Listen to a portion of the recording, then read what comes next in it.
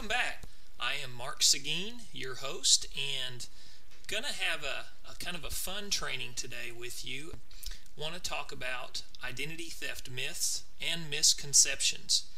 This will be a short video segment, but I think a very timely and informational segment at that. So thank you for joining me today, and let's just start off with a couple of things.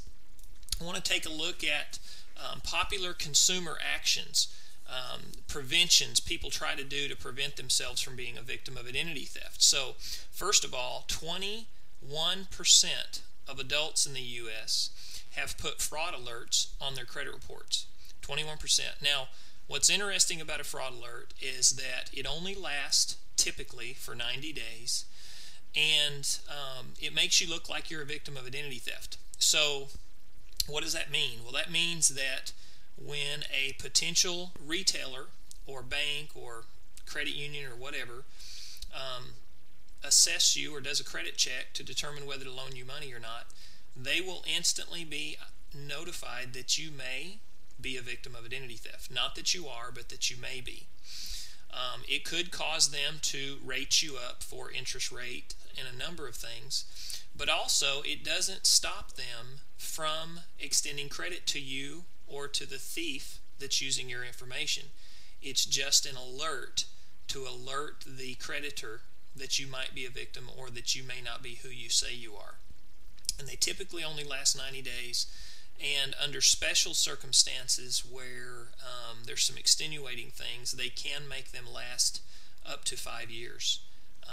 But I caution you when putting those on there. A lot of very popular identity theft services, that was one of the main things they were doing, was putting these fraud alerts, and the Federal Trade Commission actually shut them down and stopped them from doing that because it was basically anybody that signed up for their service would actually get a fraud alert put on their credit report, and the problem with that is that was fraud because they weren't really victims of identity theft, because that's what it was specifically designed for.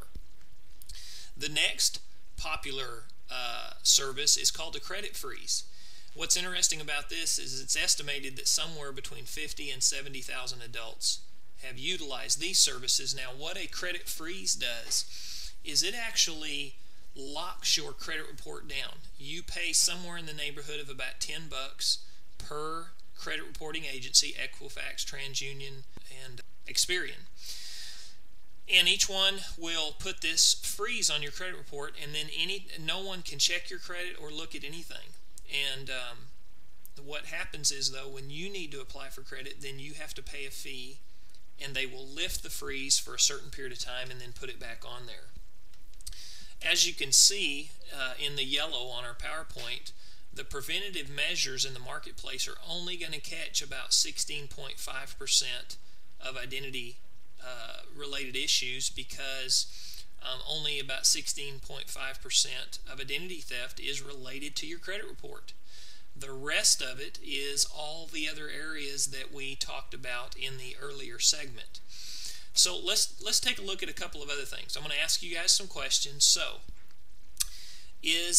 can identity theft be prevented? Yes or no? Well, the answer is no. Although there are many ways to reduce the risk of identity theft, it cannot be prevented. Some companies guarantee you won't be a victim of identity theft. Is that true?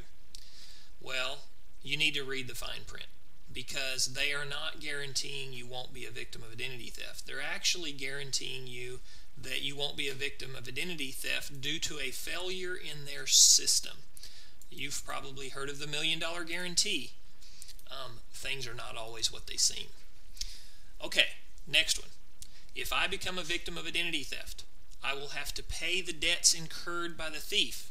Is this true? Yes or no? It's actually not true. It is important that a victim of identity theft not make any payments on a debt that they did not incur. For example, if you get a bill from a medical office or a creditor of some sort, or even a collection agency, and you start making payments on that debt that you know you did not incur, you automatically took ownership of that debt, and now you may be stuck with paying the whole thing. So it's better not to pay anything at all until you get it resolved. Laws are in place to protect consumers from debts that are incurred that they did not cause. Here's another one. People say this to me all the time.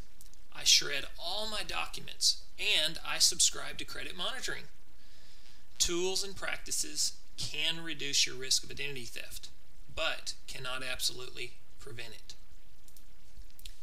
I have a low credit score, or I hear this all the time, I don't use credit. Again, only 16.5 is related to credit.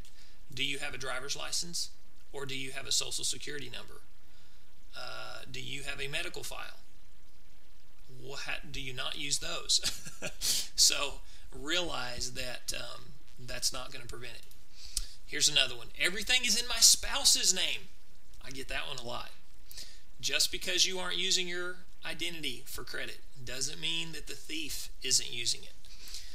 If you do not have credit, if you do not have a good credit report, or you have poor credit, or you don't even have a credit file, well, someone will be happy to create one for you. So those are not good answers. And of course, we could go on and on and on for hours, but as I said, this would be a short segment. I hope you found it interesting and useful. And my name is Mark Seguin. Be safe in cyberspace and have a fantastic day.